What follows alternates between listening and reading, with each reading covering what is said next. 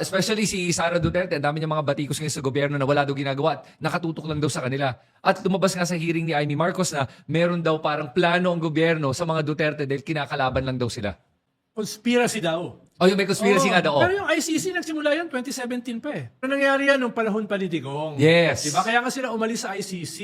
Diba? Napakahaba naman ng conspiracy. During that time, kaalyado pa nila ang mga Marcos. Tama. Tapos ngayon, sasabihin nila na ito ay conspiracy ng mga Marcos. Eh, hindi ko alam kung ano plano ng mga Marcos. Pero nung nangyari yan, ay opposition tsaka mga biktima ang nag-file niyan. Diba? At yung mismong head ng Davao Death Squad, ang tumestigo laban sa kanila.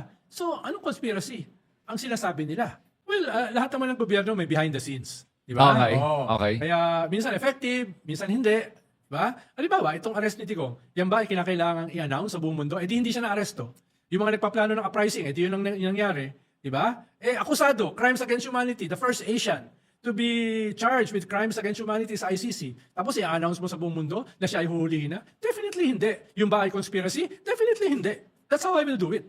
Diba? Right. Oh. So yung sinasabi ni Amy Marcos na the government planned this all along. Tapos may conspiracy nga. That's what Amy Marcos is saying now against the Dutertes and the people in government should be prosecuted. Ano masasabi mo doon? Well, hindi ko alam kung anong ginawa ng gobyerno. Pero ang malinaw sa akin, nung nagsimula ito, walang kinalaman yung gobyerno. Dahil ang gobyerno noon ay Duterte government.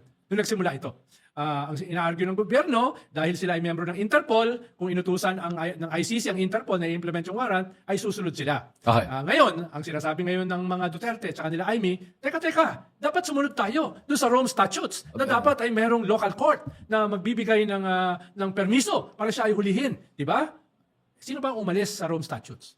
Sino ba ang, Sino ba ang umalis doon? Di ba sila? E di ang ginamit, yung 2009 Republic Act na pwede i-surrender o i-extradite ang isang Pilipino, no, batay sa utos ng international agency. In this case, hindi extradition ang ginawa, surrender.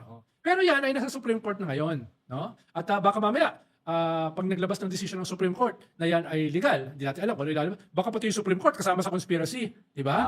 Oo. Saan ba nanggaling itong mga ito? Ako naman, okay lang naman yan eh. Pero kung ikaw ay mag-argue, wag naman masyadong stupid yung iyong argument, no? Yung dapat medyo consist. Sino bang umalis sa Rome Statute? No? Si Duterte. Oh, di ba? Ngayon, i-invoke mo yung Rome Statute para sabihin na illegal yung arrest. Medyo galing-galingan mo naman, no? Yung mga argumento mo. No? Mga graduate naman at yung mga abogada na katulad ni Sara, medyo sana naman may kaunting legal and intellectual rigor yung kanyang mga sinasabi. Sabagay, yung sinabi niya last week, nung nandun siya sa rally ni Isko sa Manila, ay yung mansanas na isasaksak na sa bibig ni Congressman Chua hanggang mamatay. Walang rigor ang kailangan doon.